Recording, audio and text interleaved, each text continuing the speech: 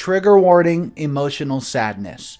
Out of all the stories I've read across my channels, I've only cried 2 times from these stories. This story today was one of those times. I'm a 21-year-old male, and I have a son who just turned 1. His mom, who was my girlfriend, died in labor along with the other baby she was carrying. I was diagnosed with terminal cancer 3 months ago, and I don't have very long left. 2 months at most. I've accepted that I'm going to die, but now I have to think about what's best for my son. I had to decide who my boy would go to, and I thought my mother, who's 55, naturally. But then, I started to think of her situation as my older, 29, lives with her, along with his 5 kids, all aged 5 and under. And I decide not to, as mom works, and my brother, to be honest, isn't really raising his children, more dragging them up and just can be neglectful. I wasn't going to put my son in that environment, as I want someone to actually care for him. So I then thought of my aunt, who's 33 on my dad's side. She's a good mother and her husband's a good father to the 3 girls, and I know they could provide for my son. I asked them, and they agreed. My mother, however, found out that I wasn't leaving my son with her, and she got angry with me. That she's losing me, and now losing her grandson too. I gave her reasons, and that she's realistically just can't raise him. She's basically raising a man-child and his children. It all ended in an even bigger argument, and now I'm just cooling off at home. I understand that things are terrible for her right now, as, I won't be here soon. But my aunt is much better choice. It's not like my son won't know who she is, as the walk between hers and my aunt's is 5 minutes. So, am I the a-hole? What's up guys, Mr. Reddito here. This is a very emotional story. It does come with an update and also another update, which is the brother's perspective of everything that happened. So let's go ahead and start with the first update. If you're not subscribed to the channel, please click that subscribe button as it helps support me immensely. Here's your update. First off, I'd like to say thanks to everyone who gave their suggestions and well wishes. Unfortunately, I did not get to read everybody's comments as there's just too many, but thanks to everyone. Now, on to the update. I gave my mother a few days to calm herself down before speaking to her again. She eventually came around and she recognizes that it's not optimal for my son to stay with her, and that he would be better off with my aunt. She knows that my brother is a slob, and is giving him a good old kick in the arse to get his life and stuff together.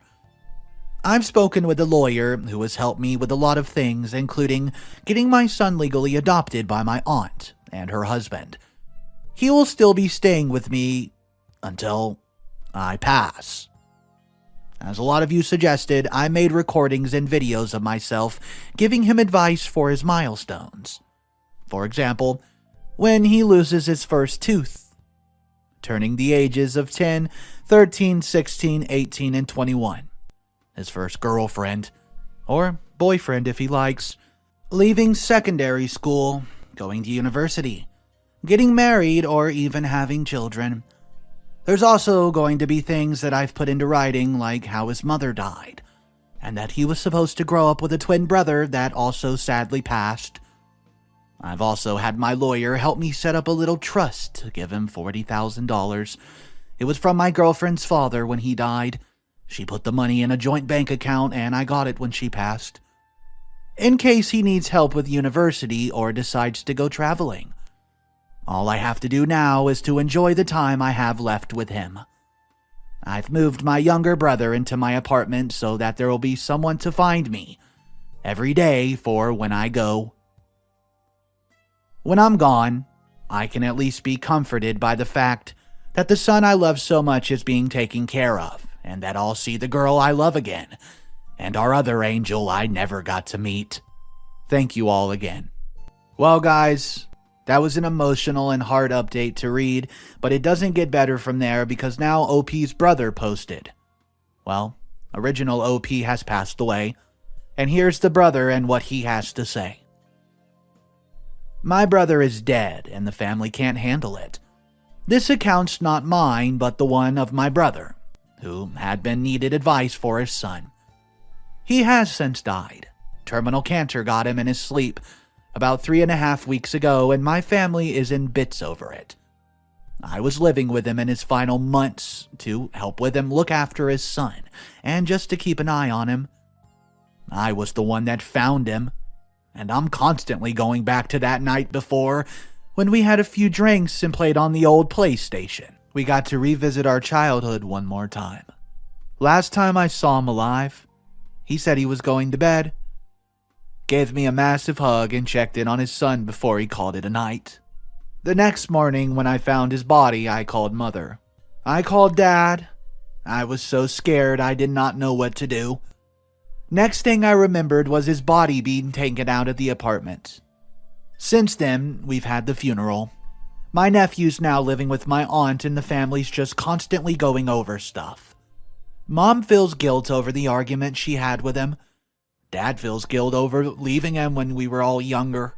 And my older brother hates himself because he feels like he was just a terrible sibling.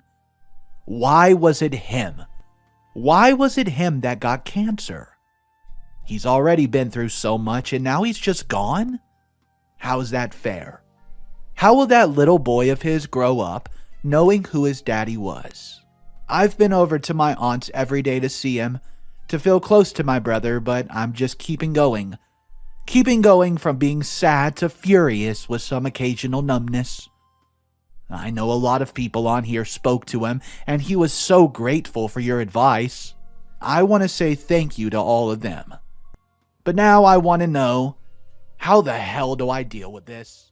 Well, guys, I told you that was a very emotional story. How could anyone blame OP for giving away his child to his aunt in such a heartbreaking way?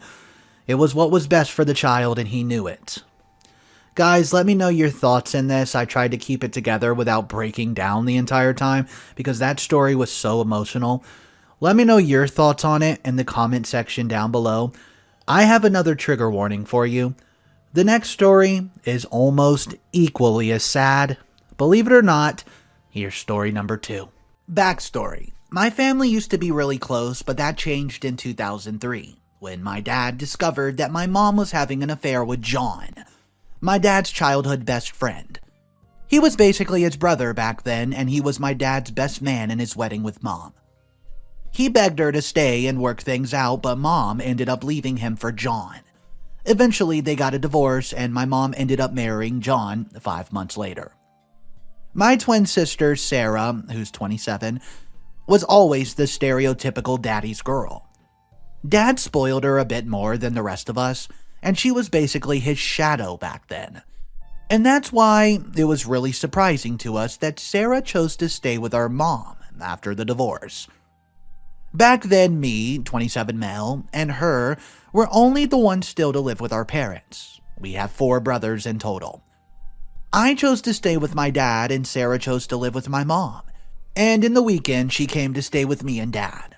I chose to stay with Dad, and I occasionally went to Mom's house.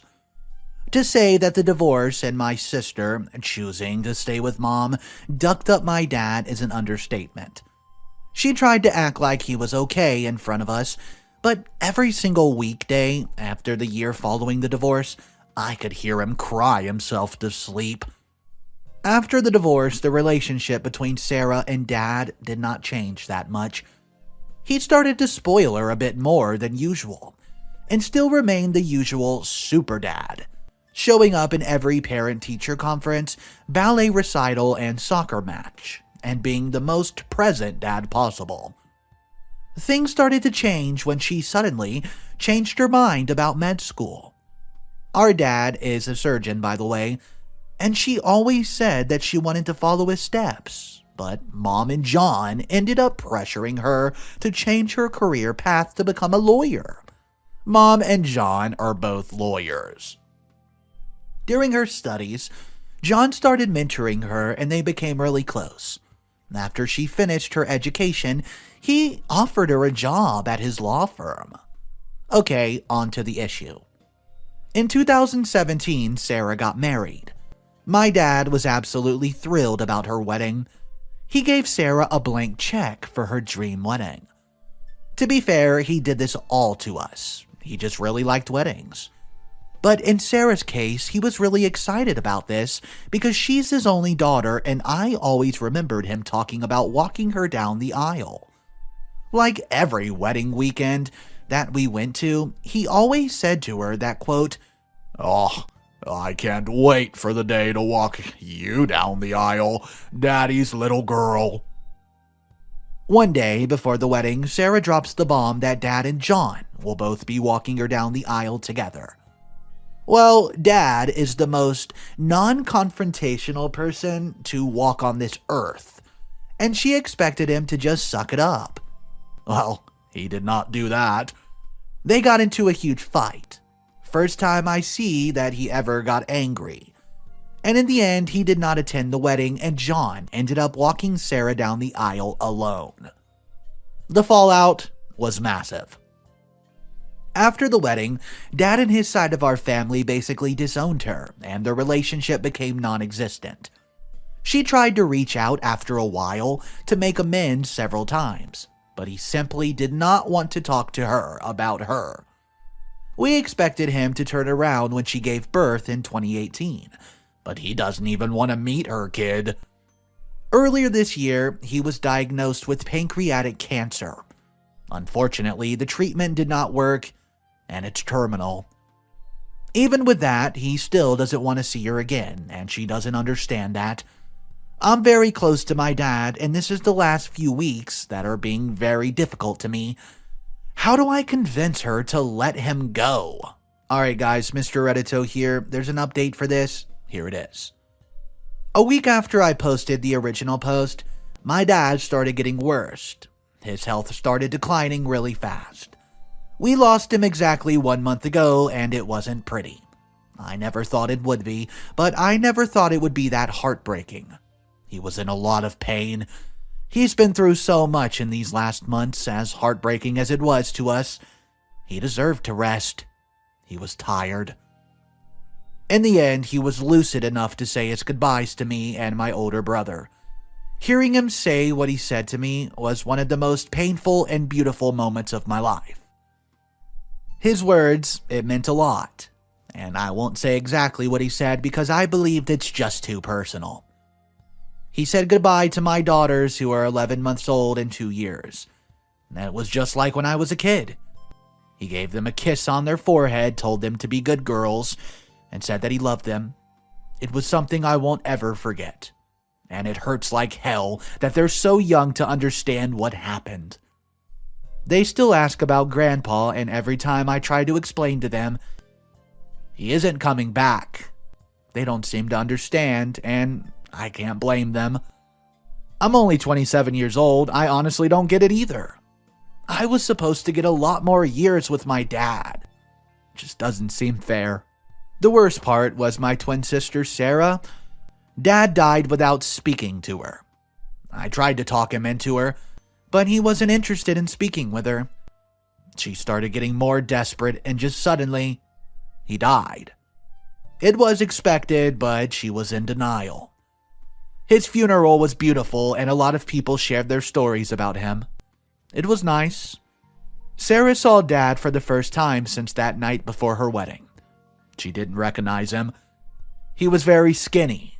Dad was always a bit overweight, the famous dad bod, but he had lost a lot of weight from freaking cancer. She cried a lot during the whole funeral, and Mom and John tried to show up at the ceremony, and my uncles were forced to kick them out of the funeral. Good frickin' riddance. Dad's will went as expected as it could. Dad's family came from old money, petrochemicals. So he always had a lot of money, and he left a little bit of money and properties divided equally to all his children, including Sarah. He left a trust fund, which was a lot of money for all his grandkids, including Sarah's kids, which he never met. It was honestly expected. My dad never really cared about money that much. He just wanted us to be comfortable and assured that his grandkids all had something to support them. Well, the tricky part was the personal things. He left a really big letter to all of us except Sarah. It was really personal stuff. In my letter, he spoke to me about our story, about my childhood. It was nice. I must have read the letter 100 times. I cried every single word. One of Dad's favorite hobbies was photography. He was quite the enthusiast. And the subject of photos was pretty much our family when our mom was together. Later, it turned out to just be me and my siblings. Well, as a result of this, we had a lot of pictures from growing up. He gave each of us a photo album, and behind each photo he wrote something, where it's taken a few words. I was honestly very surprised with this, and he must have done this long before he died. It was a very thoughtful goodbye gift, something that was very typical of Dad. Sarah did not get a letter, and her album did not have anything wrote behind her photos. And when she found out about this, she had a mental breakdown. The regret, it was eating her alive, and still is. She was admitted to a hospital and spent an entire week there. She's doing a bit better now, getting a little better every single day, and her husband and I are really confident in her recovery. She's sleeping and eating almost normally now, and she still starts to cry randomly multiple times a day on a daily basis. But it is getting better. At least that's what I'm telling myself. Which brings us to last week. My wife and I discovered that we're expecting again. It wasn't planned. My wife switched birth controls last month, and she spends a week without taking the pill. It's still very early in her pregnancy, so we have not told anyone yet. The thing is that I'm really angry. I'm angry that my future kid's not going to be able to meet Dad. I'm freaking pissed, honestly. It doesn't seem fair. I'm angry. I'm scared. My dad was supposed to guide me in the whole parenthood process. He was teaching me a lot, helping me out so much with my daughters. I'm freaking scared of doing this without him. I'm scared of not being a good father like he was to me because my kids deserve that. Well, this is it, folks. The whole situation could be a lot better, and I play the what if scenario in my head every day. Unfortunately, it doesn't change anything. This is honestly a bitter ending, doesn't seem to be fair at all, but the thing is about life, it's actually never fair. Let's read a couple comments about this emotional roller coaster. Yes, only slightly redeeming thing about this was that OP found lots of support here. The pain that OP's father went through is heartbreaking. Too much of life is heartbreaking. Although it doesn't really make it much better, at least OP's father figured out what he wanted. No contact with the people who treated him poorly. And he was able to maintain that separation from the wedding for the rest of his life. Guys, let me know in the comment section down below how you thought about these two stories and what exactly is going on in your mind right now. I'm sorry if I wasn't strong enough with the trigger warning because, like I said, these stories were emotional. Thank you so much for tuning in, guys. Have a wonderful day, and just give someone a hug today that you're close to. You never know when it's the last hug.